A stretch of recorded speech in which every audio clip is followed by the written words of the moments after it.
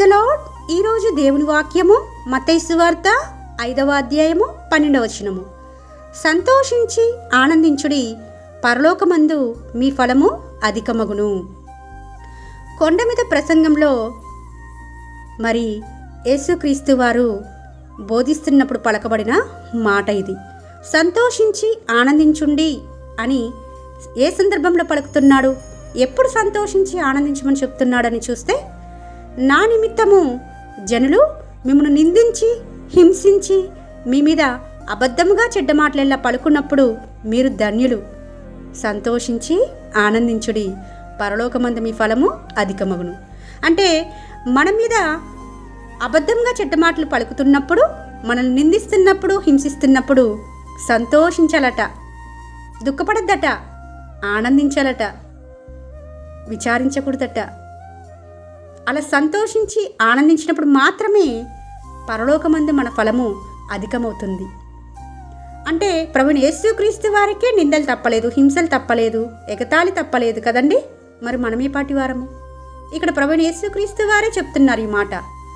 మీరు నా నిమిత్తము, నా నామం నిమిత్తము మీరు హింసింపబడతారు, నిందింపబడతారు, మీ మీద అబద్ధంగా చెడ్డ మాటలలో పలుకుతారు.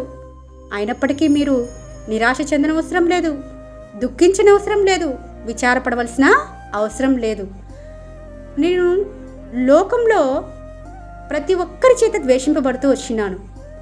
లోకము నన్ను ద్వేషించినప్పుడు నా బిడ్డలుగా చేయబడ్డ మిమ్మల్ని ద్వేషించడంలో సందేహం లేదు కదా.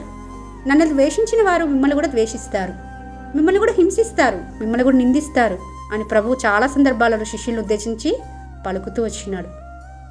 లోకమును జయించిన విజయము మన విశ్వాసమని వాగ్దానం చదువుకుంటాం. అయితే లోకంలో ఉన్నవారు మనల్ని హింసించడానికి, నిందించడానికి, అబద్ధంగా చెడ్డ మాటలు పలకడానికి వెనకాడరండి.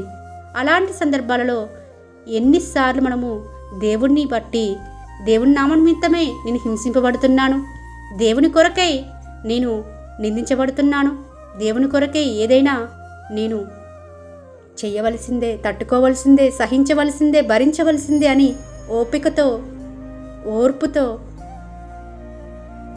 దేవుని వైపే చూస్తూ పరలోకమందు నాకు ఫలము అధికంగా అవుతుందని సంతోషించేవారిగా, ఆనందించేవారిగా ఎన్నిసార్లు ఉండగలుగుతున్నామండి?